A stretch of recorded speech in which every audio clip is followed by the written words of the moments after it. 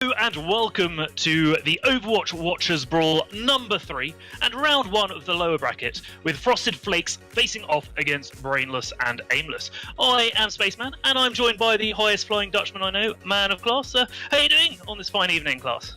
I'm doing great this fine evening. I've been breaking my head over a new patch, but luckily we can just do it with the live one, the one that we don't have to worry about because we know it. And that gives my brain a little bit of a rest, you know. I already have to talk. Thinking would be to a minimum in that case, which is always good. Well, hopefully we don't give your brain too much of a rest, because as we all know, the Watchers Brawl does have a map save ban system, and it does have a hero save ban system, but not for the first map here. That will happen after the first map, and that will be determined by who wins and who loses. Now, we've both had the pleasure, I believe, of casting Frosted Flakes and Brainless and Aimless before, so it's interesting seeing these two teams come up against each other. Yes, it is. I mean, obviously they both lost their first match, otherwise they would be in the lower bracket, but that doesn't mean that they don't have interesting things to show. Frosted Flakes especially really was a team that steered away from running too much of the standard 3-3 that we see nowadays. We saw things coming out like Junkrats and Hanzos a lot, which is very fun to see. And Brainless and Aimless, meanwhile, they did put up a fight to a degree, but I felt their match wasn't as close at certain points. But you know, these teams, we haven't seen them face off against each other. Obviously, you know, it's a new day, new attempt for them, new chance to actually show what they're made of again, and that always can maybe show for more surprise factor. Maybe they show another new tactic that they haven't shown yet. We get a new map that I don't think either of them have played in this tournament yet, starting with Lijiang. So that could definitely be one. I think Lijiang is one of the most versatile control maps in the game, and it's going to be good to see what they do. And it's going to be good to see as well because Lijiang Tower, control map, both these teams going into it, no heroes banned yet, so they will have the full roster to work with. And as you said, they are in the lower bracket here, but that doesn't mean they're out of the tournament. They could win all their matches from here on out and still get through to the final. So still everything to play for. And without the hero ban system in play just yet, but let's put that to one side. We're going to Lijiang Tower. What do you expect to see from both of these teams? It will literally start depending on what point do we get first. If we get control center, I think there's a very slim chance that we'll see anything else but a Reinhardt and a Zarya. But then again, there is still possibilities to, for instance, get a Mei out. Maybe the Mei Reaper combination, which has been popularized by teams like Dallas Fuel. Maybe last season, this season not so much, especially because it's not in the pool. But the Reaper just hasn't been that popular of late. But you know, on points like Gardens, Pharah has always been popular. Widowmaker has been good there. Night Market opens up a lot of environmental possibilities as well. So there is versatility to be had. It is certainly possible. We might even see some Wrecking Ball on a map like Gardens. But you know, in this meta, it's always wishful thinking. Like, you can hope for a lot of things, but not seeing a 3-3 composition on either team is something that's going to be very hard to, you know, to actually hope for in a lot of cases. Well, I will certainly be keeping my eye on all of the players here, and I hope everyone in Twitch chat does as well, because we will be having a Twitch chat MVP of the evening. You can get to that on the panels below the stream. Make sure you're voting for who you want to win, and maybe leave it a little while, see how the players play. I know some of you might have a favourite player already, and you might be already champing at the bit to go and vote. But, well, you know, I like being a little bit fairer. I like waiting a little bit to cast my vote. But be sure you do, because we'll be announcing that at the end of the match.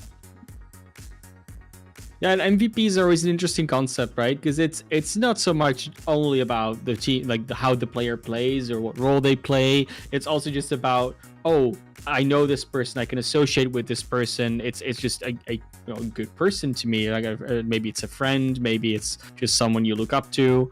There's a lot of possibilities in that area, obviously. But MVP is, for that reason, always been a good concept, and I like it. It gives people that maybe don't always get to shine on stage as much, gameplay-wise, also a spotlight for different reasons. So yeah, MVP is always a debated term, but I like it as a concept at least. I do as well. And obviously, we're not working with in-depth statistics here, so it's not going to be based on what the players do in the match. It's going to be based on votes here and what you viewers see at home. And as you say, it does allow some hero picks to shine through where perhaps they wouldn't do stats wise. You know, those heroes that aren't in the kill feed the whole time, don't have the flashy ultimates that absolutely kill everyone, but you know, put a lot of effort in and are a driving force behind their team.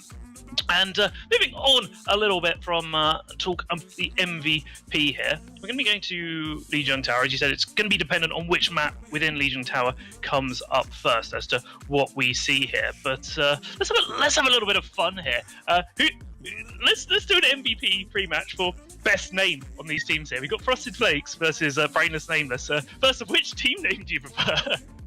The team names. Oh, that's always a good one, right? I actually had a player the other day who was named No Aim, No Brain. That was actually pretty close to Brainless and Aimless. It is the same idea, essentially. But then Frosted Flakes as well. You know what? I'm not that much into breakfast cereal, so I'll probably go for Brainless and Aimless. I usually eat my breakfast without cereal. Just either have some yogurt or just maybe a slice of bread or something. Frosted Flakes, not so much of my arsenal. So even though they might be doing better today, gameplay wise, I think they could do better name wise. Well, I'm not sure over the other side of the pond, but Frosted Flakes over here I think are called Frosties, and they've got Tony the Tiger as the mascot, so that's what that name brings to mind when I think of them. So I think they're going to win out on best team name here. We're just waiting for those for the lobby to start up here, and then we're going to get straight into the action. And just to let's just talk about the format a little bit here, because after Lijiang Tower, certain things are going to be decided by who wins and who loses. So let's talk about the hero bans first here. The winner is going to get to save a hero, right? But then the loser gets to ban a hero. How do you think that's going to play out through the course of this series, class? It's gonna play out in a way that on Lijiang Tower there might be a specific hero picks from either of the teams that the other team just doesn't want to deal with anymore, and they can save or ban the exact hero or the hero it synergizes with that makes it viable. In order to actually protect it or ban it. We saw it last week happen where we had, I think it was Hana on the Wrecking Ball. That Wrecking Ball was actually saved twice in a row because they won with it. And that was actually just the reason why they were doing so well, because Hana was using that Wrecking Ball to a tremendous degree, and something like that can happen here as well. Say Frosted Flakes, they were running, for instance, a Junkrat last week on Hanamura. Maybe they want to keep running the Junkrat throughout the entire match. And if they win that first one, they can keep protecting the Junkrat, and Brainless and Aimless will have to find some way to maybe ban something else in order to make that Junkrat less viable. Maybe you take away, for instance, a Mercy that can damage boost him. Maybe you take away an Orisa who doesn't have a shield to statically stand behind. There's options you have, but it will really depend on what you play against, whether you want to take it away, yes or no. In standard 3-3, a lot of people like to take away Brigitte, maybe the Lucio. The Diva is always contested in the ban and save department. So I'm not going to say too much about it, like decision-wise. I'm not going to make too many predictions until we see them. But it's going to be decided after the first match. And just a little announcement here, that MVP poll we were talking about earlier is now live, so make sure you keep an eye on that and that you are voting for your MVP of the match. I'm interested to find out which of these players is going to be the MVP of the series. But as you say, like the hero banning can be quite important, and you can ban a hero that not necessarily because you don't want that hero played, but because that hero enables other heroes to be played. You know, talking about banning Mercy, that's going to make Pharah's life a lot more difficult, for instance. So if one of these teams pulls out a really good Pharah, maybe the other team bans Mercy. Who knows? I'm just ready to get underway here and see what these teams have to offer. I think we're ready here to actually get into the map as well. Again, first map's going to be Lijiang Tower. Now I'm curious to see which stage we get first, because that's all what we're playing for. It looks like it's going to be Gardens first, which I'm excited about. I think Gardens is the more interesting stage of the three. It's certainly one where the most viability is, variation is seen most of the time. So I'm looking forward to seeing how this one plays out. Currently, we're still waiting for everyone to get back into the lobby, get into the game, load in. So no hero picks are currently as set in stone as they could be. But that will not really matter.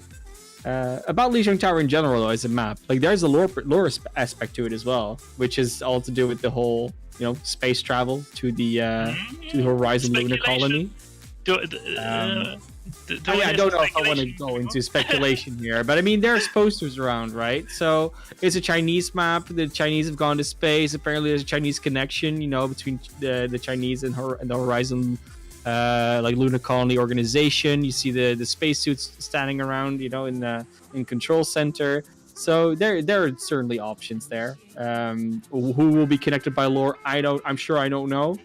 But there are options. There's definitely possibilities of some lore connections here or there that could be made. Maybe in like 3 years when the lore actually gets to that point. Who knows? You know what else is exciting? This is probably going to be one of the last tournaments where we're playing with the current hero roster, because Baptiste should be going live, I think, on the 19th. I think we were discussing it earlier, or about there. But obviously it'll be a few weeks before he's in comp then. But that's going to change a lot of things. Let's have a little chat about that. How do you think that's going to affect the gameplay? It depends. I think it's very dependent on which maps you're playing on and what composition you're playing around. Because Baptiste is all about that static usage. So his healing, his abilities, his ultimate, they're all bound to a certain positioning, certain static. You have to sort of group up to use the immortality field properly. You have to group up to get the most out of the amplification matrix. And even his healing abilities are rather useful for grouped up points.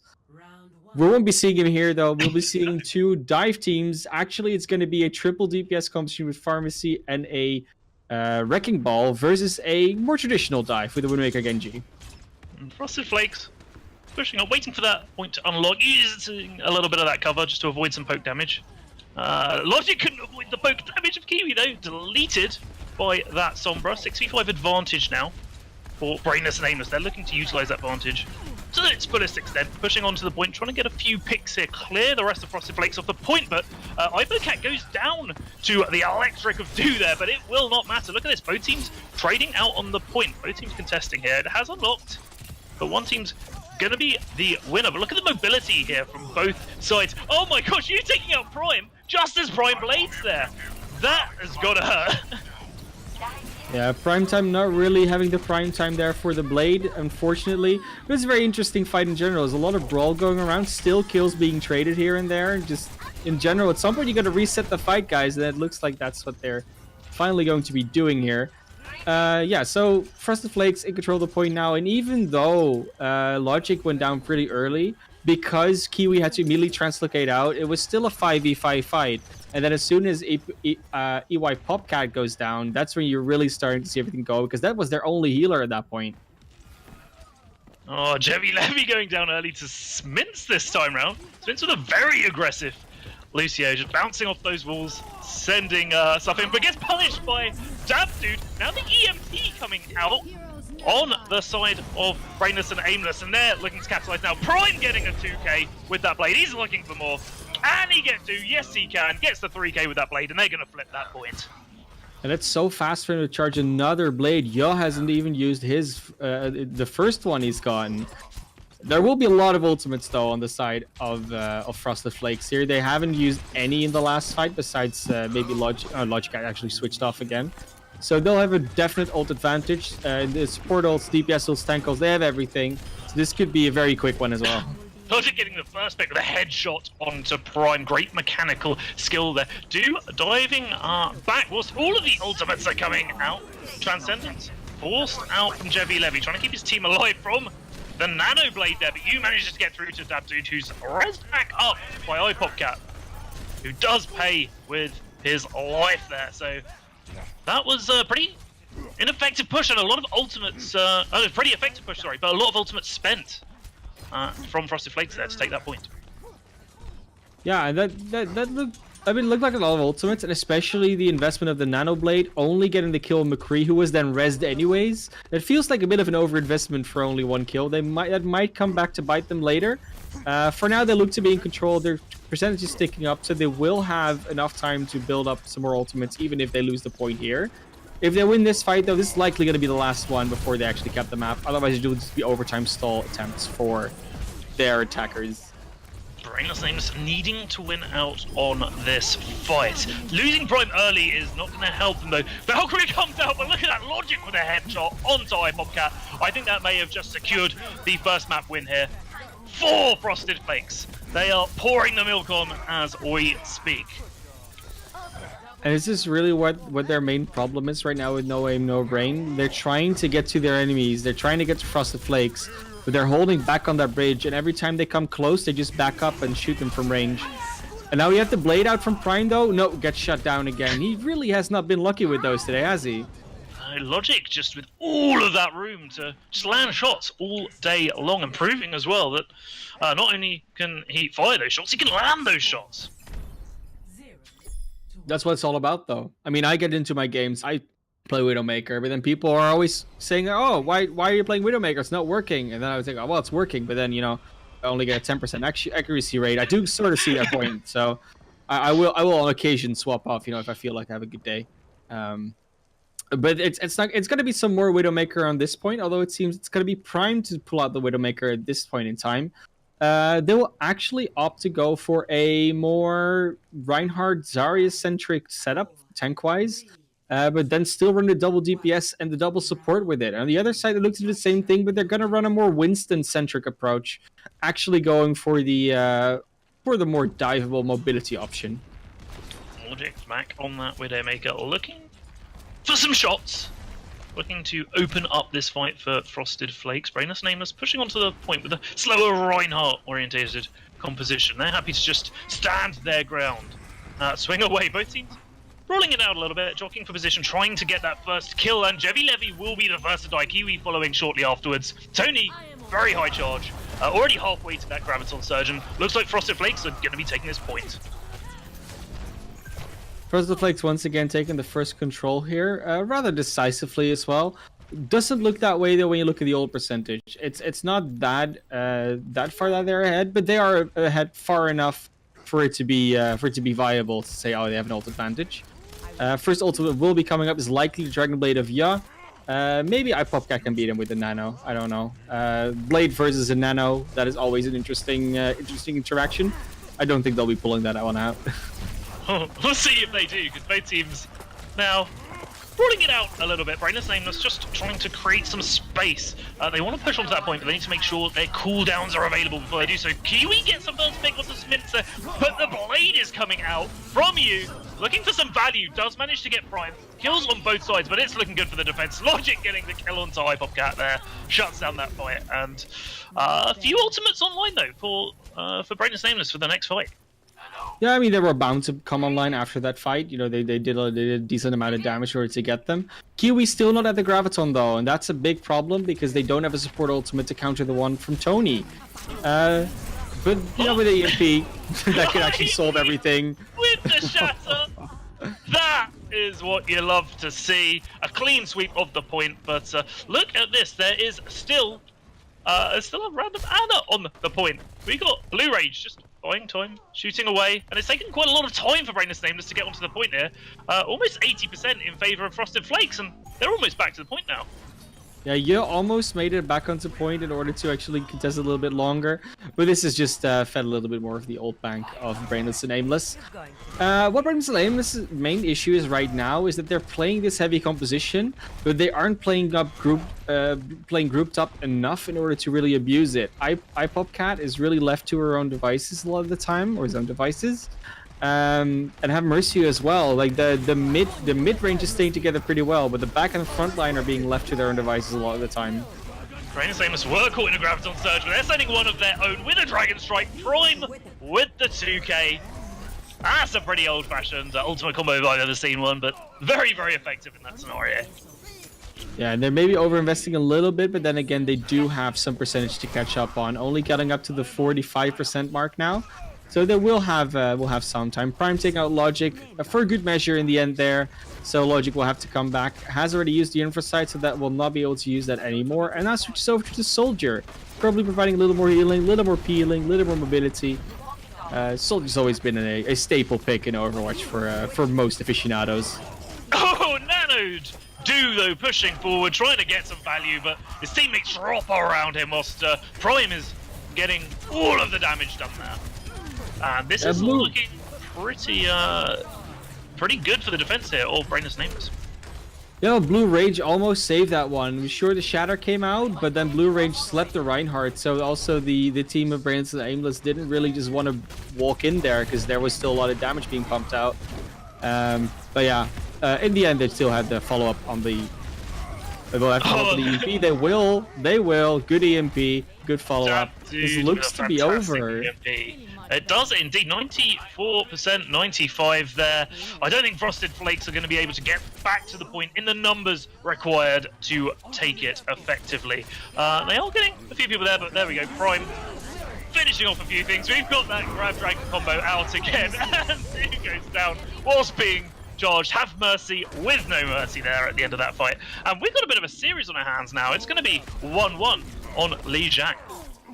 Yeah, and there you see the difference, and they're playing a different composition on a different map, because Li Jiang has such versatility in its map pool that you can immediately see that these teams just have their preference of what they're better with, what they like to run, and how they like to run it.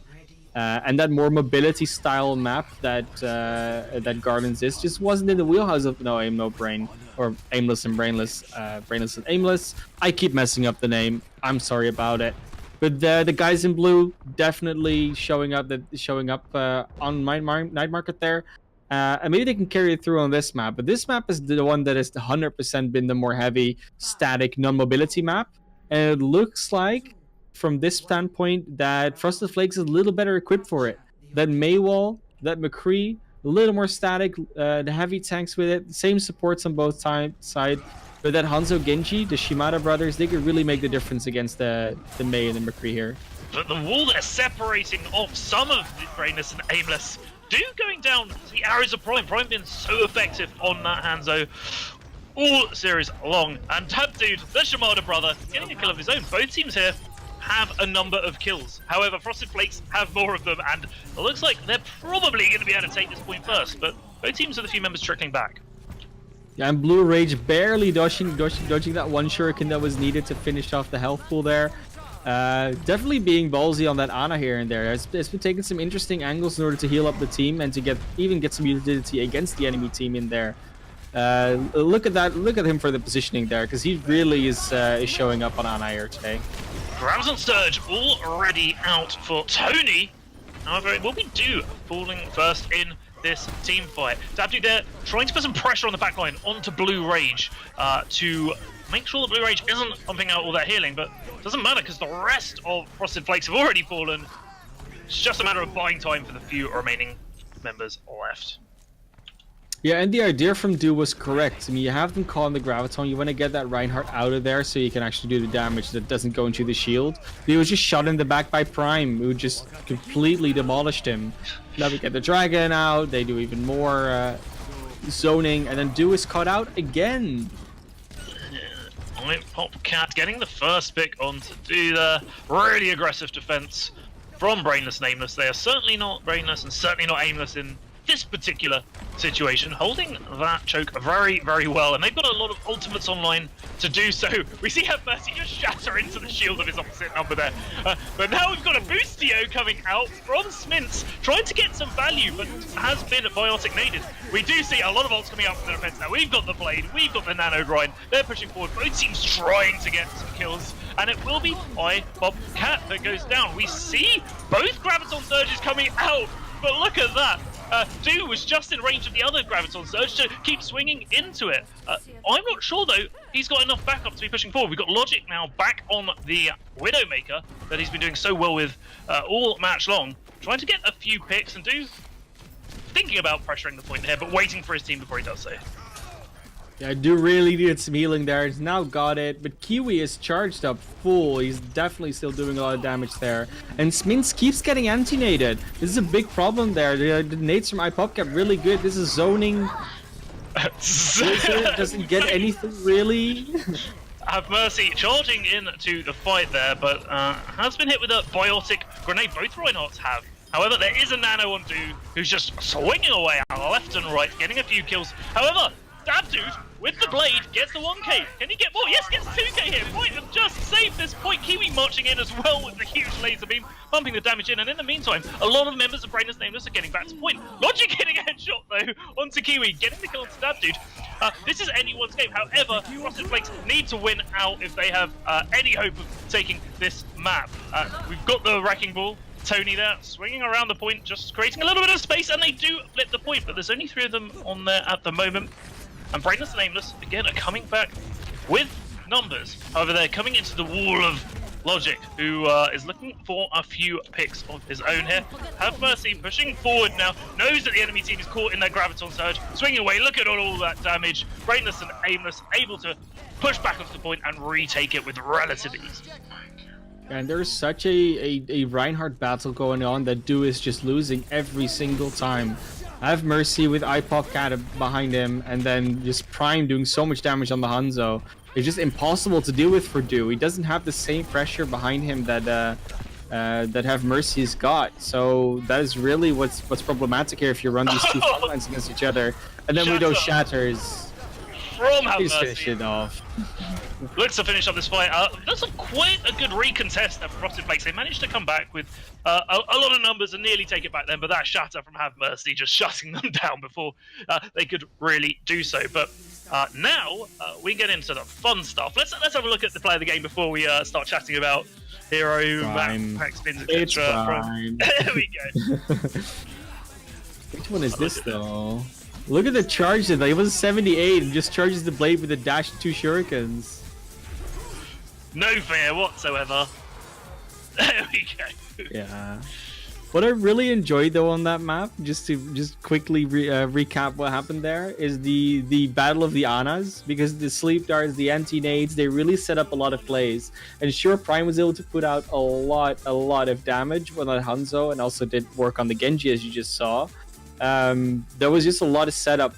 Sleep darts, especially on the Reinhardts, were very big, and to a degree the anti-nades and certain key characters as well. So if we see more Ana today, that's going to be a very interesting one. But who knows? It might actually be banned this next map, because we first are going to get a map ban, and then we're going to go into the hero ones. And it looks like Brainless and Aimless doesn't want to go to Horizon, so now Frosted Flakes get to take them to another place that they do want to play on. We'll see what they pick here, because it's not in any particular order. So long as they don't play another control map, they can pick through the entirety of the map pool at this moment in time, so as long as that map hasn't been banned, obviously. We'll see what they want to pick here. They're still having a little bit of a thought about it. So obviously we've just played control, so we can't play Iliosu Busan here, and it has been Horizon that was banned. So it could be Hanamura, Dorado, Route 66, Eichenwald, Hollywood. What are your thoughts on that? What would you be picking if you were in their position? Well, I mean, we saw Frosted Flakes do very well on Hanamura last week, so that could be a map that they want to do. They also said then, before the game, that they were very comfortable on that one. But then again, you know, you could also just debate your enemy into thinking that's what you're going to pick, and then just pick something else, because that's obviously allowed. There's no way to say that, oh, you have to pick this map or you have to pick that map. If you want to go for a more mobility-based map, though, you want to use the Wrecking Ball, the Winston Diva more to your advantage if you're more comfortable on that. I would not suggest. Actually, all the maps are pretty good for that. We have a pretty mobility-allowed map pool. Hollywood's good for mobility. Eichenwald is definitely something that you can use it on. Route 66, even Dorado. It's all there. And Hanamura as well. That's really a thing. Indeed. And then after that, after they pick their map, we get into the hero save ban scenario. So the winning team of last match, but Brainless Nameless, are going to be able to save the hero, which means that hero cannot be banned. and the other team, the Frosted Flakes, are going to be able to ban a hero. If you're Frosted Flakes here, I think it's a pretty tough decision as to who you ban, because both teams seemed quite evenly matched on a number of the heroes. There wasn't any particular hero that was really shining through, certainly from Brainless and Aimless. I did like Logic's Widowmaker on Frosted Flakes, but obviously they're not going to want to ban that if Logic's on their team, right? That is very true, and I think Logic was doing more on the Widowmaker than they were doing on the side of Brainless and Aimless for most of the map. I think where you really saw was that Prime was doing a lot on the Hanzo, but then again as well, last week Sub-Zero did do a lot of work on DPS, and he's now subbed in instead of Blue Rage that was playing in the last map. So that could also change their decision making, their performance even. So we're having a little bit of a shake-up next map anyways. And I kind of want to see the map first before I make a decision or like a prediction of what I think they're going to ban or save. Because if they go to Hanamura, for instance, I would like them to think like, okay, so playing against a Reinhardt didn't really work out that well for us. So we might just want to ban Reinhardt so they can't actually run a Reinhardt-centric composition. And now they've picked Hollywood. That tells me that Reinhardt's good on Hollywood, on first and to a degree on third, but not necessarily on second. And if you want to use a more sniper and especially a more mobility-based composition that uses high ground well, then Hollywood's a perfect choice to do so. Speaking of perfect choices, remember, those that are watching this fantastic stream at the moment, you can make a perfect choice on who you want to be MVP of the series here. So make sure you click on the links in the panels below this stream.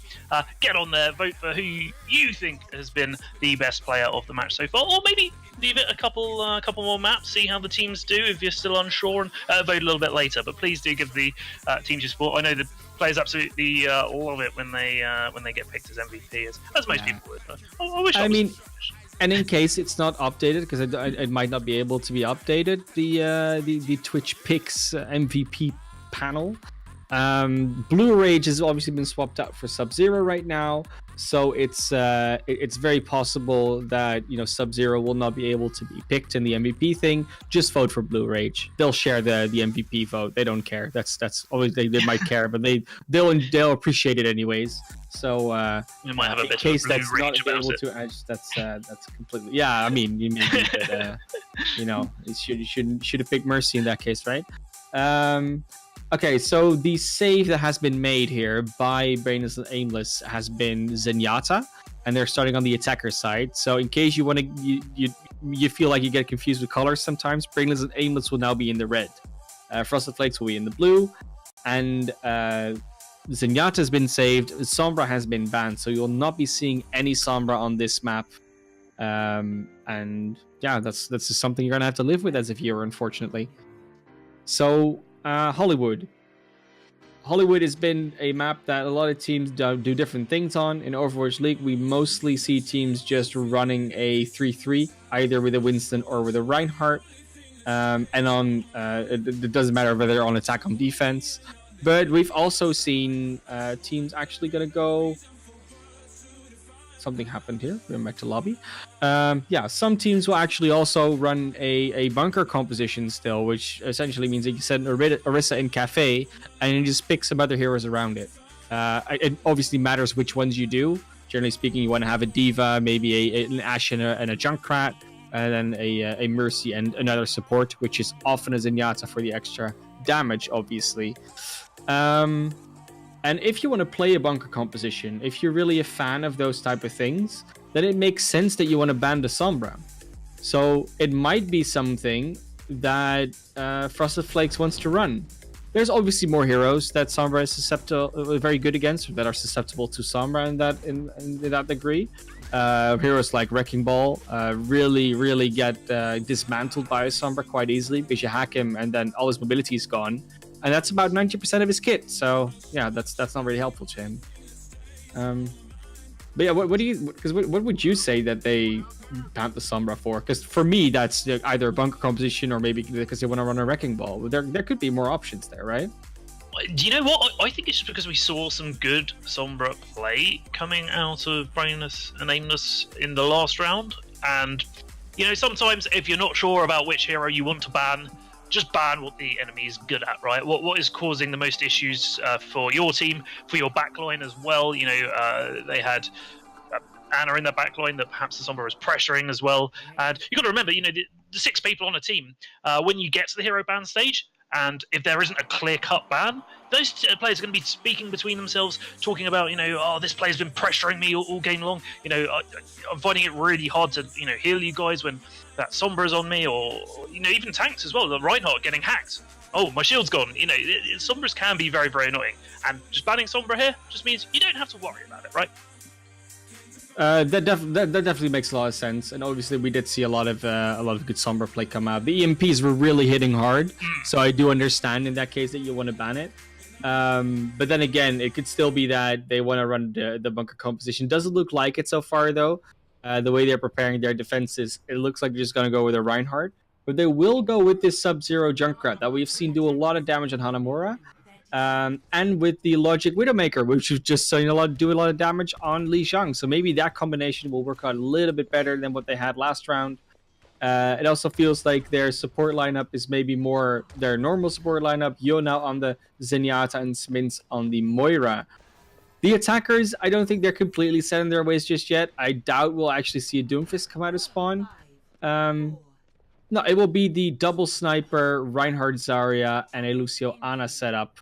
So mostly going to be looking to get picks and win through that. The DPS will definitely have to face off against each other to actually get some value.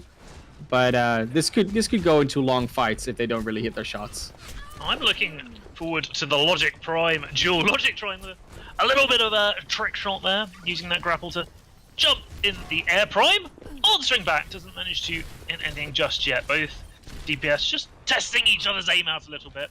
And in the meantime, there's a tank battle going on the ground. Have Mercy, very low health, having to back off to be healed back up. But Kiwi's very high charge. That dude will die first to the grenade, the junk mine there of Sub-Zero. However, Sub-Zero has been taken out by Prime, and the attackers do have a spawn advantage. Their spawn is closer to this point, so Frosted Flakes have to be very careful here, as Brainless and Aimless could decide to push now with a bit of a numbers advantage, and that's what they are deciding to do. We see the Nano come out onto Have Mercy, pushing forward. Prime wins out on the Widow Duel as well, getting a headshot onto Logic. This has given so much space to Brainless and Aimless. They are on the point now in numbers. They are looking to take advantage of this, but the Shatter coming down from 2 gets re-shattered by Have Mercy. Can't get anything done with that. And there's a Graviton Surge used at the end there by Tony, but it's a one-man show and he will fall to the beam of Kiwi. And that was a pretty effective first point take there from Brainless and Aimless. Yeah, you see as soon as that Junkrat from Sub-Zero fell, you see Frosted Flakes fall back a bit. And that's a problem because they were really doing well in the frontline battle. The tanks were really doing well. The bubble timing was good from Tony. The shield match from Do was good. Prime gets Logic again. He's really doing a number on Frosted Flakes here, Prime. And Frosted Flakes is has got to find a way to properly regroup and claw back in this match. Yeah, Prime already on the high ground. With Dab Dude as well on the hands though. Both of those snipers raining death from above. Prime getting another headshot, this time onto Smint. And oh my god, Sub-Zero! There's a tire. I remember those tires from last week. Just getting so much value on second point here. Oh, he paid to his life, but that is just shut down. Brainless and Aimless attack. And Logic is finally back in the game as well, getting the headshot onto Dab Dude. And finishing on Prime as well. Logic saying, no, you've been headshotting me all match long. I'm gonna have a bit of fun of my own now. Yeah, and Logic can now set up in a very good position. They don't have to give up the high ground to the attackers anymore because they've got the space to work with. So Tony is already up there, just throwing the right clicks out there. Has to watch out that he doesn't get beamed down by the headshots from Prime though, who's almost back up to another infra site. So that could prove vital in the sniper battle. And speaking of sniper battles, Logic taking out Dab Dude there, but does get killed by Logic. A bit of back and forth on that sniper battle there, but that's going to allow Prime to take the high ground at some point. Sub-Zero trying to keep pressure on Prime there. In the meantime, again, look at this. Frosted Flakes backing off there. Smintz does go down. They've lost a lot of healing here. Have Mercy lost his shield though, having to use the cover of the saloon to avoid taking too much damage. Sub-Zero taking out Prime, so That means the defense don't have to worry about those Widow shots, but they do have to worry about the Graviton Surge Dragon Strike combo. That was fantastic, and look at this, that card is moving once more. Yeah, they really don't need the Sombra to set up those type of plays. Like if you ball up and they're not using a diva, so they can't eat the Gravitons. So yeah, it's relatively easy to set up those Grab Dragon combos at that point. You don't really have to wait for anything, for any cooldowns to be down or for any cooldowns to be up. You can just throw it out and it will always hit their targets. And they don't even contest. Oh, that's actually a shame. They could have probably gotten out there in time, but now they just will get pushed back into their old spawn towards their new spawn, and this is going to be a pretty good push here for Aimless and Brainless, to be honest. Yeah, I think Dude did actually try to contest, but missed it just at the last second, and at that point, either your whole team's got to commit and you've just got to take the team fight, or your whole team's got to back off. And unfortunately, I think there was a bit of miscommunication. Some of the team went forward, some of the team went back, and then that just allowed Brainless Aimless just to get those staggers, and that cart is still moving. And there's also just a definitive speed advantage on the side of Brainless and Aimless, because they have Jevi Levy on that Lucio, whereas the defenders have a Moira and a Zenyatta. And the Zenyatta is obviously pretty easy to catch out without speed boost. They do now throw out that Graviton with the Dragon Blade. They don't get anything for it. No, Sub-Zero dies to that, unfortunately, and a really well-timed sound barrier from Jevi Levy, who we were just talking about, keeps the entirety of Brainless and Aimless alive. And I think I've said this 100 times already, that card is still moving. Look at the time left on the clock. 2 minutes 50 is really, really good on Hollywood if they can get that to the end here. But there might be one last contest coming out from Frosted Flakes, but Logic dies on the Tracer getting back to point. We do see Tony there trying to put some pressure on the high ground, because that dude's just firing arrows down from that high ground position. And now the Dragon Strike coming onto the point creates a bit of space, but you and Tony have got a few picks here. The defense have the small advantage. And look at this, do with the charge onto Have Mercy. They've just about stabilized at the very last moment.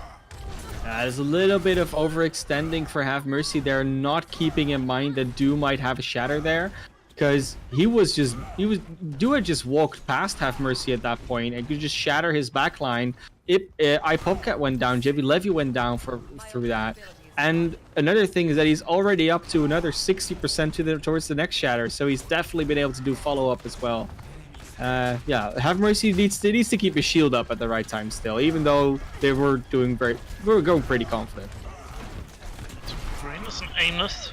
This one coming up through middle, just poking away at their adversaries.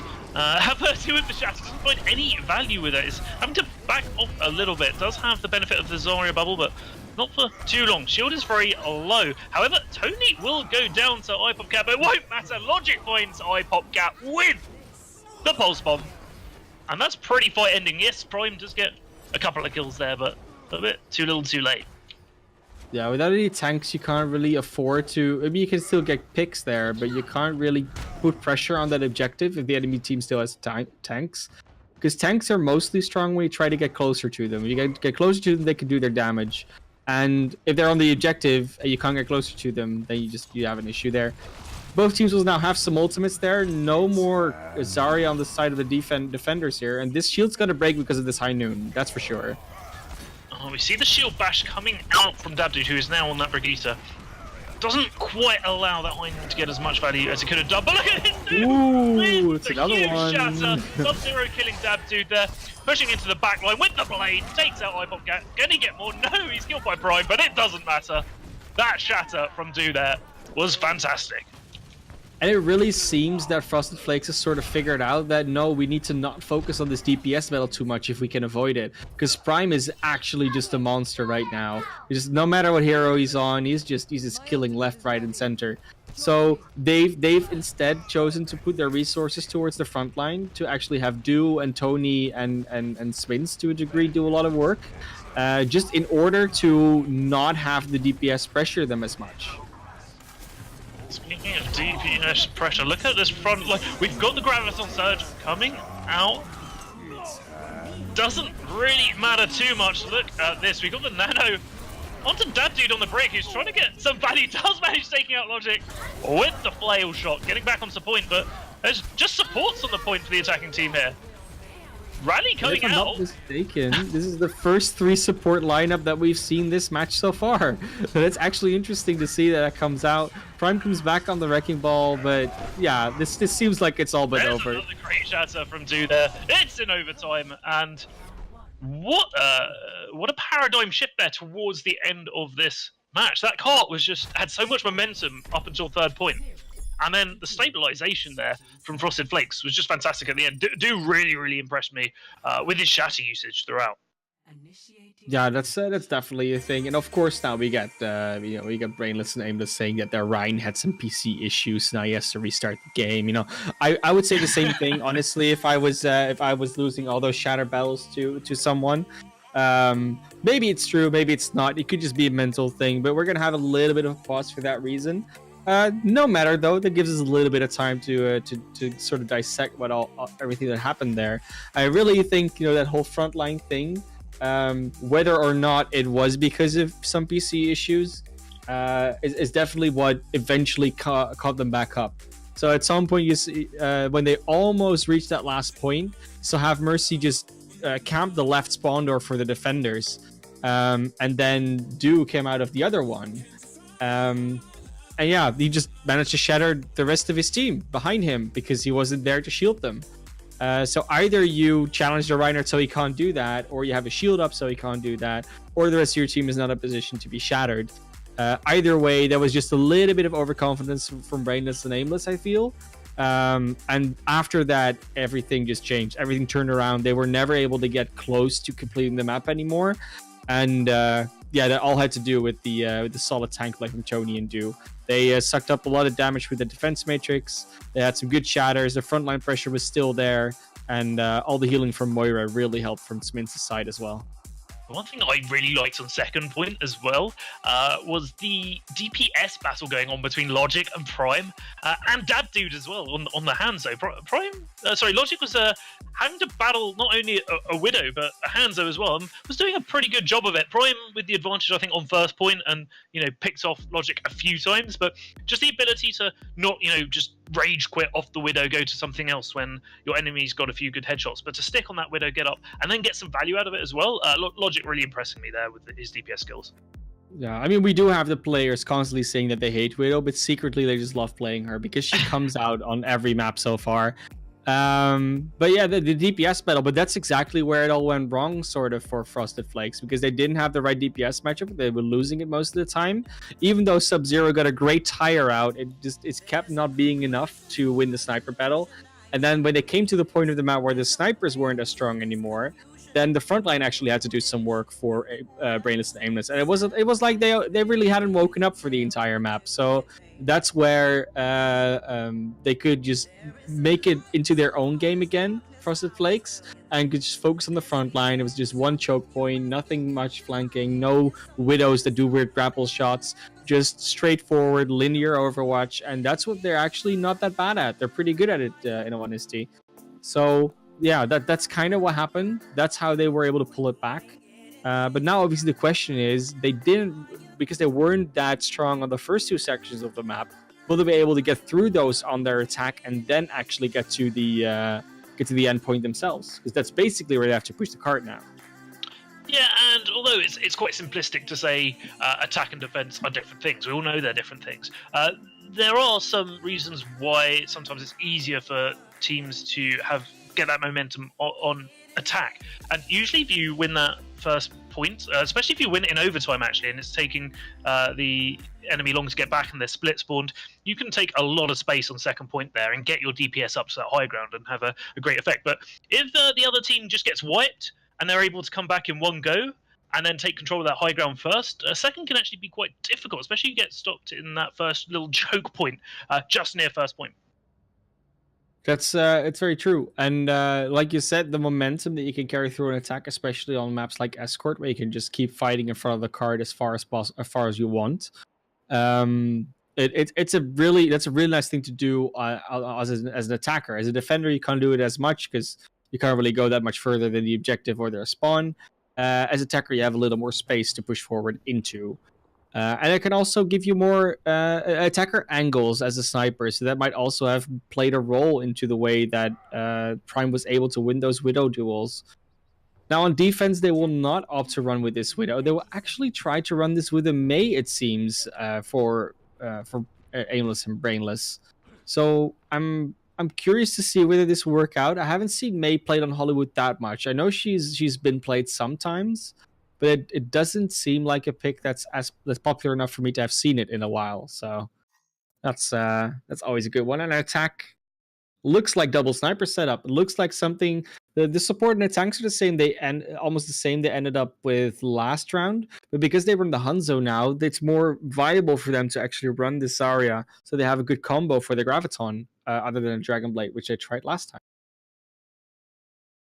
And I'm interested to see how well Logic is going to do here. Did tried for a few jump shots at the beginning of the last match, but got picked off by Prime pretty early on. So see if we can make some jump shots from the attacking position this time around. It's very well possible that he can do that. I mean, it's a proper roof to just jump over. Could also just try to get control over the high ground together with Sub-Zero. Let's first look at the tank battle, though, because that's the one that's considered first to teams. Well, there was the wall.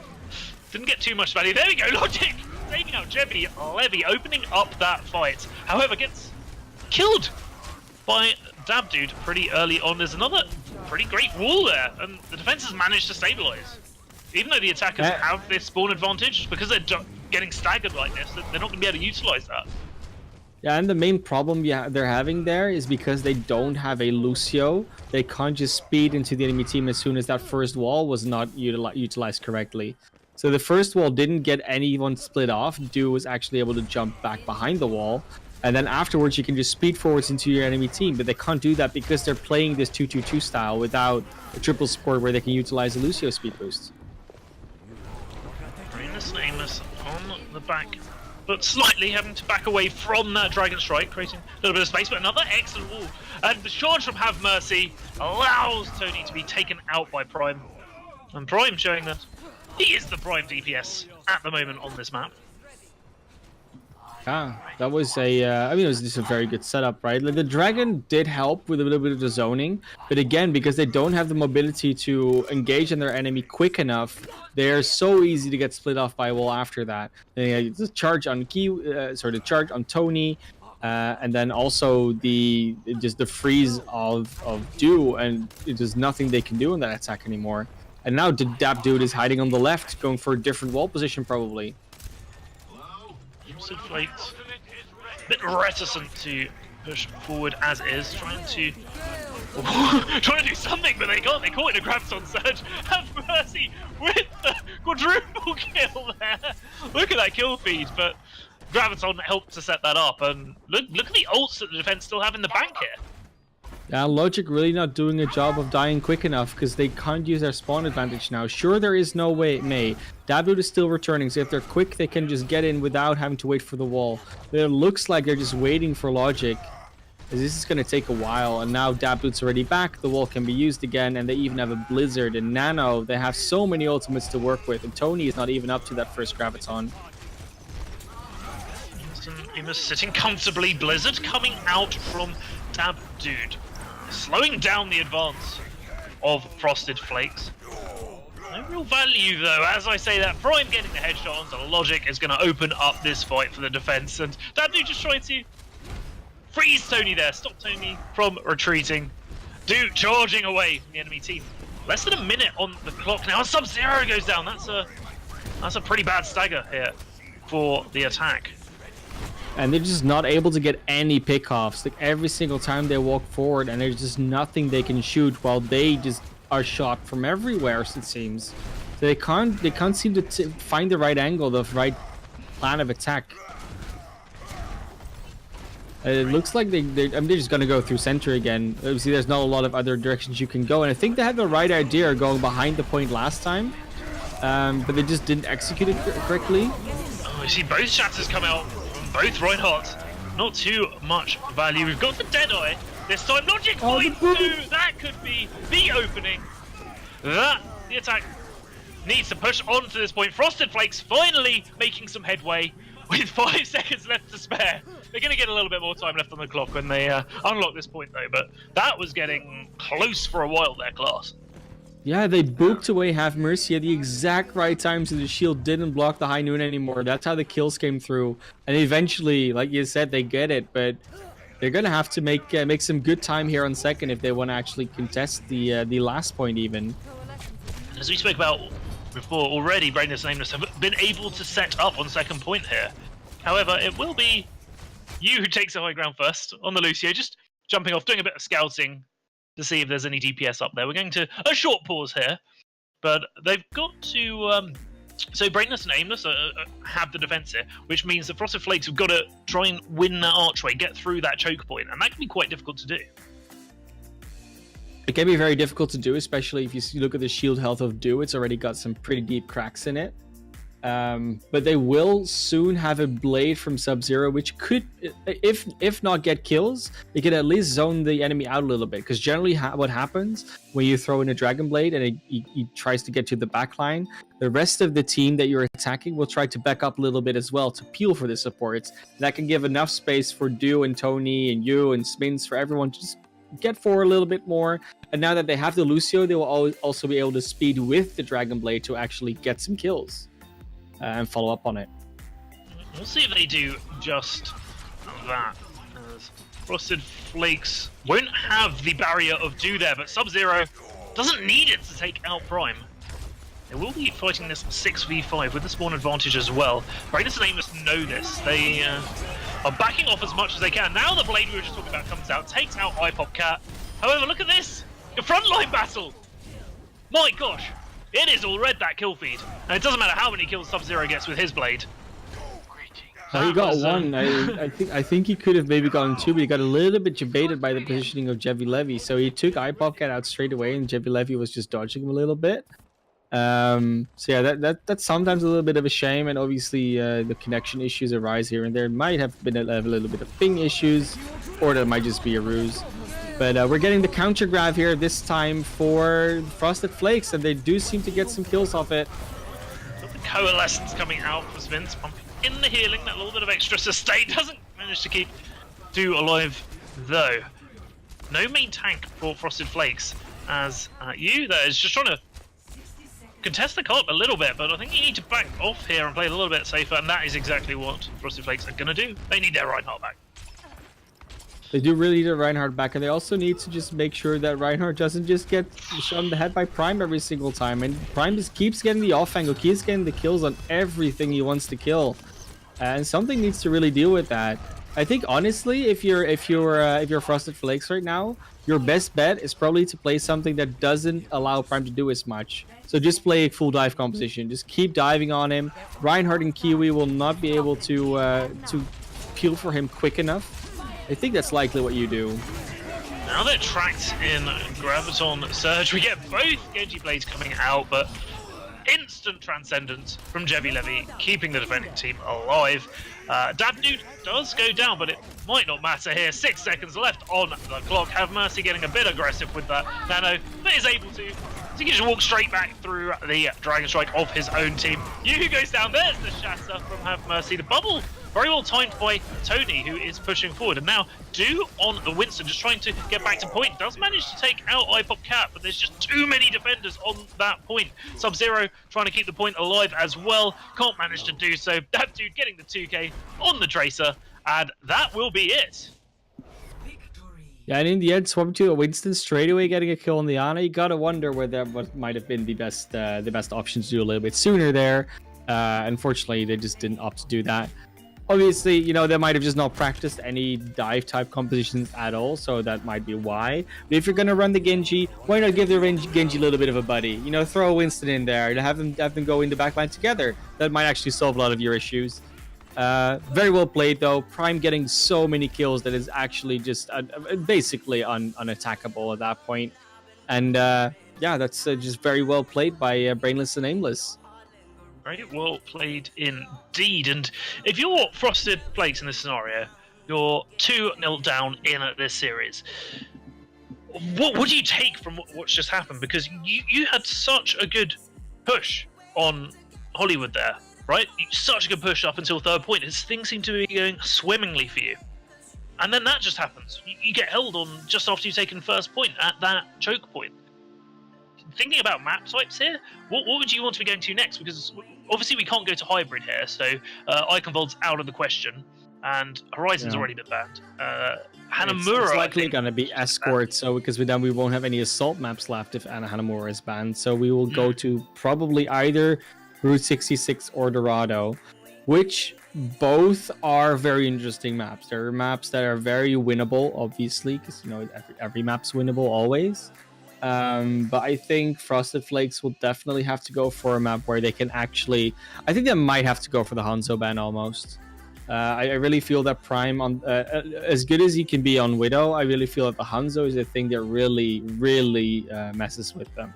Because he does so much damage and he spams out their tanks so hard that that's something he can't really replicate with a lot of other heroes. Most other heroes will have more consistent but slower damage, and Hanzo can just pump out so much damage in a short amount of time, especially with headshots, that if you run a Reinhardt into it, then the Reinhardt will get discorded, and he will just shoot through the Reinhardt's head every time he drops a shield.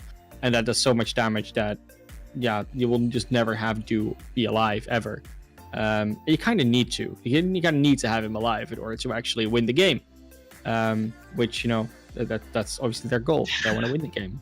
And speaking of heroes, remember to vote for your hero of the match, your MVP, in the Twitch panels below the stream. There's all the links you need to go and vote for your favourite player. And there's a few players that are already standing out to me already, but, I'm not going to announce who I'm going to be voting for just yet. I'm going to wait a little bit, because this could be the very last map of the series if Frosted Flakes don't do something special here. But we'll see what map they want to pick in this scenario, and also which hero saves and bans come through. And just to clarify here, so map bans, although they stack throughout the series, so once you ban a map, these teams are not going to be able to pick or choose that map. Hero bans reset after each map. So we're back at square one. There will be one hero which will be saved, and then one hero which will be banned. But we're still waiting on one of the teams to pick their next map. So I'm excited to see what that will be. Yeah, any map could really open up a lot of doors. We still have some control maps left. We have 2 escort maps that they could pick. They want to pick Iconvold. I'm thinking whether this is allowed or not, whether they have to go to a different map type, yes or no. If not, I wouldn't mind seeing some Iconvold. I think they do need to go to a different map type, but we'll just wait for some confirmation on that. Obviously, we just get some from the staff here at the Watchers Brawl. Yeah, you can't play the same map types back to back. That makes a lot of sense. I'm not too surprised about that one. Obviously, a little bit of a shame if they really wanted to play Iconvold. But there's still other maps there, so that's. There are rules, people, and you have to adhere to them. And who wants to see the same map types back to back to back? This makes it far more interesting, if you ask me. We'll be going to Dorado, I think. Yeah, that seems like a good one. Yeah, Dorado, the home of Lumerico, the ethical company of the world, most ethical company. I don't think I've ever seen anyone that does better for the world than Lumerico. Are you sponsored by them? No, not at all. I truly believe in their thing. By the way, don't check my bank statements, but yeah, no, that's it's gonna be good. I like the map of Dorado, honestly. Like it has a lot of interesting map geometry, really. So you have a lot of high ground they can abuse, a lot of little side corners, little windows. It's just a fun map to watch. So Brainless Aimless are now getting to save one hero and select which side they want to start from, attack or defense. And they want to stay on the attack, and they're saving D.Va. Interesting. Yeah, I mean, D.Va has been popular in the save bans. Especially if you want to play a more dive-oriented composition, it's very nice to have a D.Va around just to help dive up the high ground, use the defense matrix to basically catch the first incoming volley while you're still diving. But the hero ban could just prove to be very strong and it's take away all the power that D.Va can have. Even though I don't think you can take away too much power from a D.Va. I think she's just strong as she is. Lucio. The ban on Lucio, that could be interesting, but I don't think that Brainless and Aimless has actually run Lucio this so far.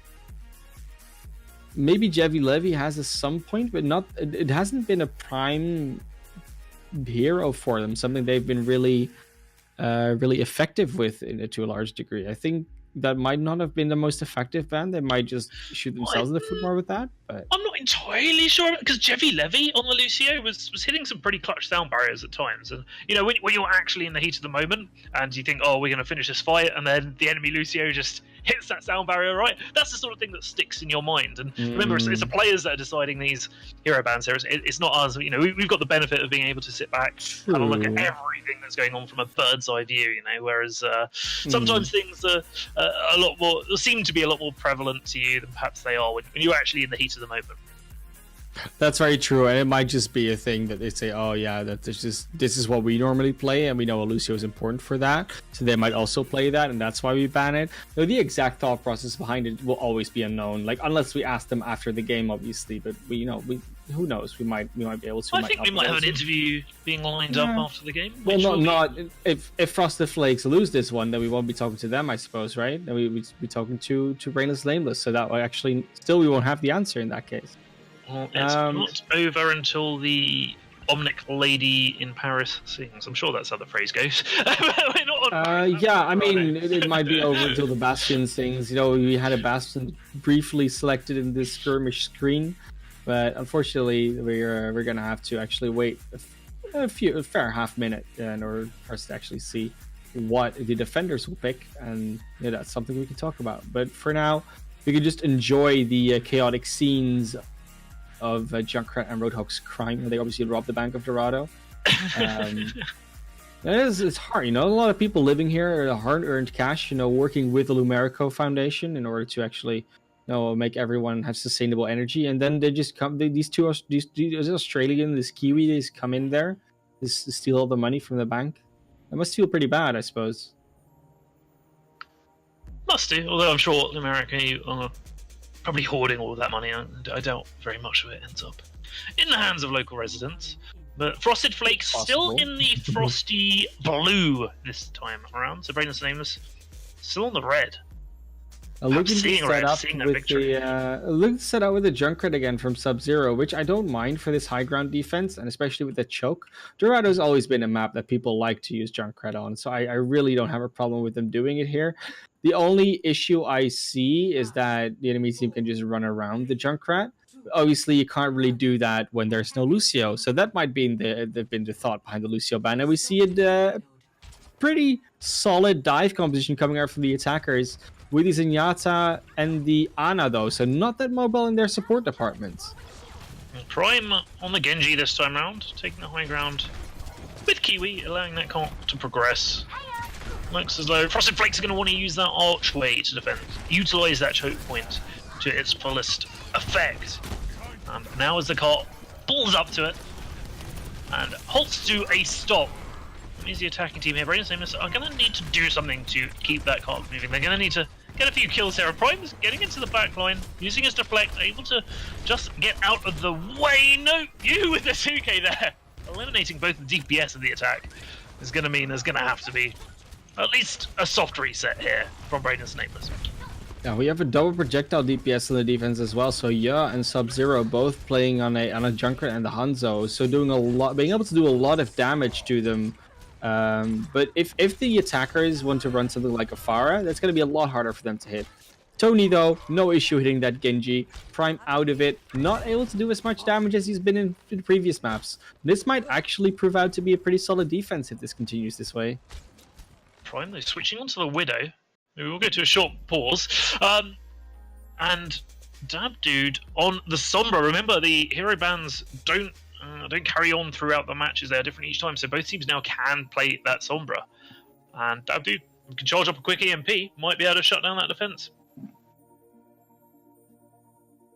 I mean, that's what we're really getting down to. They probably want to use the Sombra to just break down the shield so they can actually get their damage in.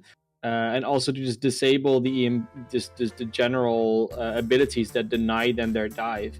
Things like Junkrat Mines, things like Hanzo's arrow volleys, maybe even just the Reinhardt Shield, the Ana Sleep Dart. There's all the tools that the defense has are very ability based to a large degree. So it could be very interesting to see if the EMP is able to shut them down, or if they're able to follow up on the EMP. That's also still always a question mark.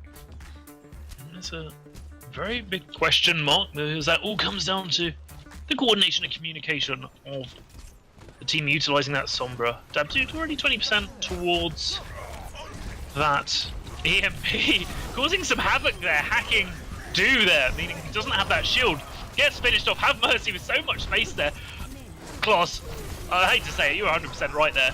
Taking out that Reinhardt shield was fantastic there from Dabdude. Just allowed the rest of his team to push forward and just created space with that one ability. It's good to hear that you hate when I'm right. That's it's always nice. But yeah, no, it was also a little bit of a misplay from Do there, because he just turned around and tried to start swinging to the Sombra. Then him and Sub-Zero backed up to a small room. You know, they could have also just backed off a little bit towards their team, but they split up a little bit. And now Prime's back online, you know, just getting the Widow headshots wherever he needs to get them. There will be a lot of ultimates there, though, on the defense side. So they really can now go for those. I do value your opinions, it's just a bit of friendly caster banter, but there's nothing friendly about that Graviton Surge. All of their team are caught in, but Jebby Levy with the quick transcendence, keeping most of Brainless and Aimless alive. They're able to push forward, have Mercy there, pushing forward, getting aggressive on that Reinhardt, knowing his team have the numbers, knowing he's got that backup with a super high charged Kiwi there, looking to create some chaos. The Tire is coming out from Sub-Zero though. Will it find some value? It's looking for a target. Does find Jebby Levy. No Zenyatta for Brainless and Aimless until Jebby Levy gets back. EMP though might have just shut this down. Dabdude timed that perfectly. Brainless and Aimless pushing forward, trying to get a bit more follow-up there. Dabdude does pay with his life, but is back on that high ground, dueling out against Prime there, managing to get a few kills, does win out against Prime. And again, the defense might be able to stabilize here, but Kiwi, really high charge. Look at this, just melting people. There's one. Sub-Zero is still on the point.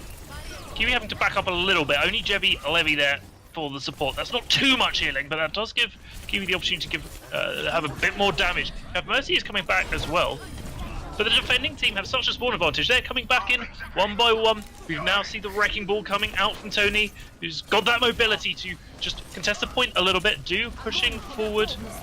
Neither team here with the advantage, but the Graviton Surge comes out. Have Mercy pushing forward. Dabdude there on the Tracer, putting the pressure on. Has to recall, doesn't have too much health, but Prime. This is a battle of the DPS at the moment. It's not really a battle of DPS. It's just that the battle's won because they just have a DPS. In honesty, True. And Logic and Yod just are never really alive. Again, Yod just goes down to a fire strike. When does that ever happen to a Hanzo on the other side of the map? Yeah, it's a bit unfortunate sometimes. And now we have Dabdude walking in with the pulse bomb, gets Sub-Zero. So again, no DPS present. So they really have to actually regroup and just actually get a fight out. Otherwise, this will not go well for them. Prime just still hitting headshots. Logic taken out. Logic on the Ana this time around. If you're on the defense here, if you're Frosted Flakes, you need to get back and contest, but you need to come back in numbers because you're just getting focused down here. Tony on the Wrecking Ball, slamming down, but gets shattered by Have Mercy. That cart is still moving. 2 minutes 40 left on the clock at the moment. We see the shatter though, coming out to who's charging back in is Nanode. However, it's charged on the point by Have Mercy, and that just allows the rest of Brainless Nameless to get that cart to third point, and they've got a lot of time left on the clock. They really do, and honestly, at this point in time where you just keep getting picked off by a Widowmaker, it might just be valuable to just say, okay, guys, we know we play in America, we like to still play the 2-2-2, but why not take a leaflet out of the page out of the book, or the leaflet really that we have at this point in EU? That's called the 3-3 composition. It's a thing. People run it, and snipers really don't do much against it. even when it is Dorado. So it might just be worth it to just say, well, we don't really want to actually play your sniper game because Prime is winning it anyways. Why not play something that Prime can't do that to? Can you realistically run it with? Remember, Lucio has been banned here, right? So you won't have that speed to be able to engage or disengage. Would you still run it? You won't be as fast, but you can still just push them off the payload because you have a more frontline pressure. So the only thing that Prime will be able to do is, be further away from them more as possible. But if it's just shooting into shields, if everything just gets healed up again, I don't know how much value you're going to get from a Widowmaker. So it doesn't look like they want to do that. It looks like they just want to go with the 2-2-2 again. Especially they do it 100% doing the defense. We've seen what Prime can do on that Widowmaker, but will it be the same thing again from the attackers, from Frosted Flakes, trying to play into that with their own DPS? Or will they maybe find a different way to deal with it? Looks like they definitely are going to go with the Winston here and the Wrecking Ball. So there's going to be a double main dive tank in order to maybe deal with that high ground. And we even see Sub-Zero on the Doomfist now. That's something I haven't seen in a while, so that's really going to be fun. Yeah, we haven't seen much of the Doomfist since his... what I would say was recent nerfs, but it's not that recent Prime, though. With the headshots, it's an absolute joy to see some of these Widow battles. Both players with excellent mechanical skill. Smintz as well has been hitting a lot of headshots with that Zenyatta. I think that's the second time he's deleted Prime. Sub-Zero, though, bringing a little value out of that Doomfist. You reckon he's going to stick on it? It might be. I mean, it's he hasn't done the work they wanted to do with it just yet. He basically got deleted very quickly, so we can't really say whether he will get value because he really hasn't done a proper attempt yet. That's probably why he's sticking on it as well. Now they're gonna get through this choke though. That's like they're gonna be their main goal. Prime is back now. They're trying to deal with Tony. Not that much pressure on the front line in that case. Do going down as well means the Frosted Flakes aren't gonna have that frontline pressure to exert in this fight. Sub-Zero going down again to Prime. Tony's able to put a lot of pressure on the backlines, but when he gets over that barrier, but as soon as he does, the rest of his team are just getting picked one by one, it seems. Now, Frosted Flakes doesn't really want to take a team fight, it looks like. They just want to pull them apart on the defense, the defense apart and kill them one by one. Just take a lot of duels, essentially. I don't know if that's the way to go, but it might be the only way they know how to. I'm opening up that fight with a headshot. Have mercy with the fire strike into you as well. And that's going to stabilize the defense once more for Brainless and Aimless. Just over 2 minutes left on the clock. And remember, Frosted Flakes need to win this map to stay in the series. And it doesn't look like they have a lot going into it, so it's going to be very hard for them to actually pull it off. And I mean, you can have all the excuses you want. Like, it could be a connection issue. You could have you can say like, oh, we had a substitute or something. At the end of the day, it's match day. You got to be ready.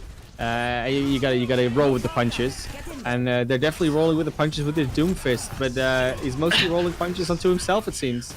Definitely with the Nano Blade there, manages to find logic, but there's a trusty Transcendence coming out from Smintz, keeping the rest of the attacking team alive. But maybe you just save the Transcendence there and try and regroup. Like, you've got to take a team fight here. You've just got to. No, you gotta at least take some fight here because they keep trying to set up slowly and patiently. Like, oh, we'll be fine there. There's the mine engage finally. That will definitely split up the team a little bit. But then Dabdude just is allowed to get into the backline, kill someone. Jeffy Levy with a right click. This is just so chaotic, really. If you're utilizing this dive heavy composition, you need to stage a dive and then initiate a dive. And it looks as though Frosted Flakes haven't been able to do that all game long. They're just losing members before these fights even start. And yeah, Prime's gone down now. If they can get back together, there's 6 of them versus 5. However, they're running into a lot of ultimates on the defense here, including the Shatter, including the Graviton Surge. We see a Nano Primal, Winston there, but Dabdude with the Blade, looking for some more value, does take out Logic. Again, another trusty Transcendence from Smintz. Smintz has been doing a lot of work all match long, but needs a bit of support from his teammates to take it through this point. Have Mercy and Dabdude there, just look at that, look at that. Defense stabilized once more, 10 seconds left on the clock. I don't know if Frosted Flakes are going to be able to get back and do this.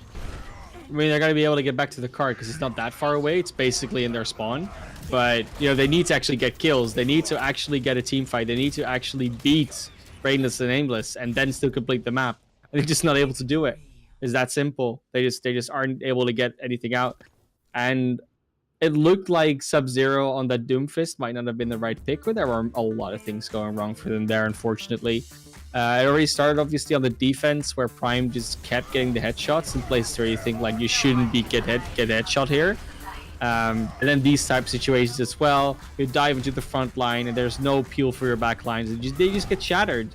And, yeah, it wasn't really one thing that you can pinpoint it saying, like, oh, that went wrong for Frosted Flakes, because it was so many things combined. It wasn't just that Prime was hitting shots. It wasn't just that Have Mercy was, you know, putting the right pressure at the right time.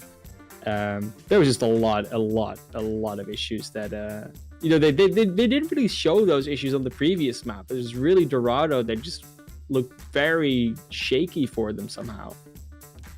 Yeah, and I've got to give it to them, though. They were trying some interesting compositions when it got to that point. You know, they weren't afraid to do so, and occasionally those could be quite entertaining. Which, you know, it's just unfortunate they didn't manage to get, they didn't manage to initiate on a team fight on Dorado there whilst they were attacking and win a team fight.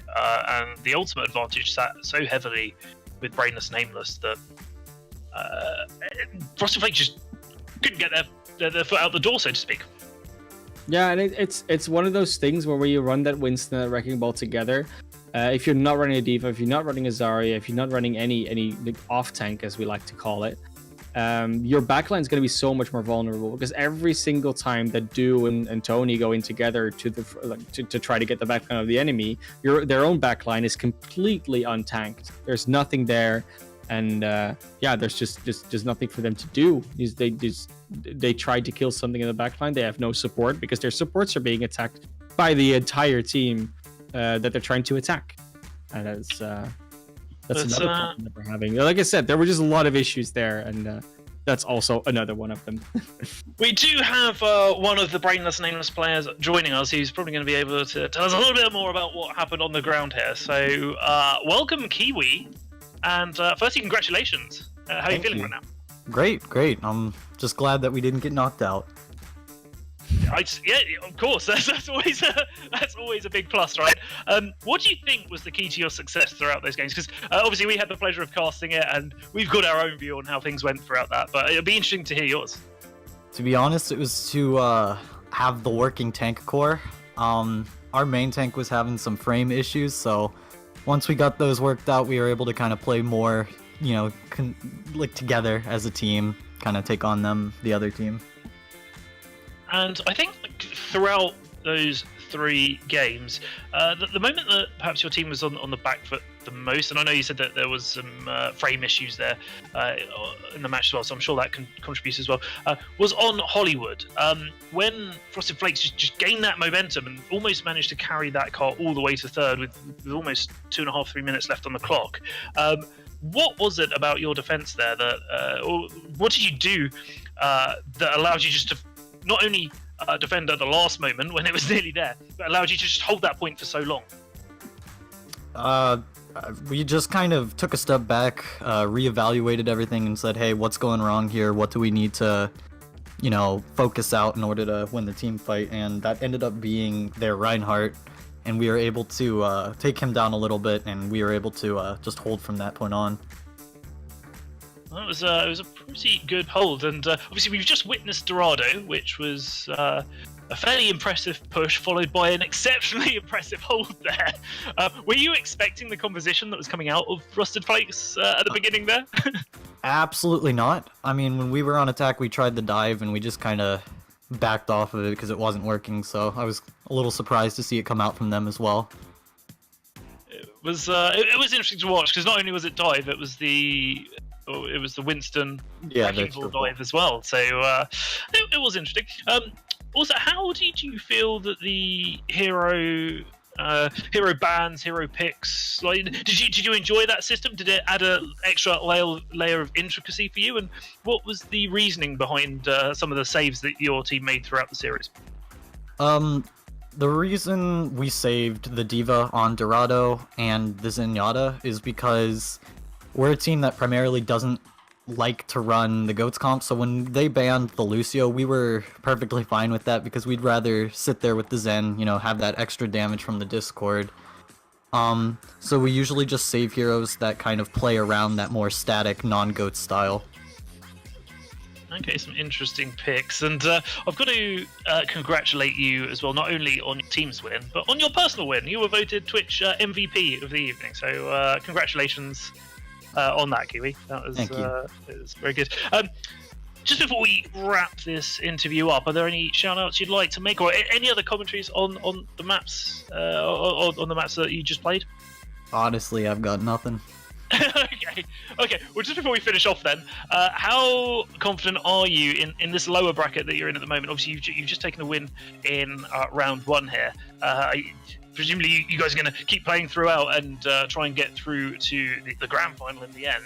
You feeling pretty confident after that victory there? Oh yeah, absolutely. We just got to put a little more practice in. I'm sure that we can make it all the way. Excellent. Well, good luck for the rest of your games within this tournament. We'll certainly be looking out for you, and commiserations to Frosted Flakes there. But thank you very much for taking part. I'm just going to wrap up that interview there and thank all of you guys for coming out and watching this. Without you, we couldn't make this happen. It's an excellent tournament. Make sure that you are subscribed to the Twitter, etc., following on Twitch as well, so you get the update of when these games go live. We will be seeing some round 2 games soon as well. I'm just having a look at the dates here, and I think they will be on the 16th is the next game, so make sure you're following on Twitter and you're following on Twitch as well to find out when those are. I have been Spaceman. My Twitch is at SpacemanOW if you want to follow me. I've been casting with the wonderful Man of Class, and I think your Twitch is Man of Class OW? Yes, it is. My Twitter, they're the same thing. Pretty easy to find, in all honesty. So feel free to come follow us if we do a lot of content as well. But hopefully we'll be back at some point to cast this wonderful tournament. So thank you all for coming out and watching this, and keep tuned and make sure you join for the next Watchers Brawl.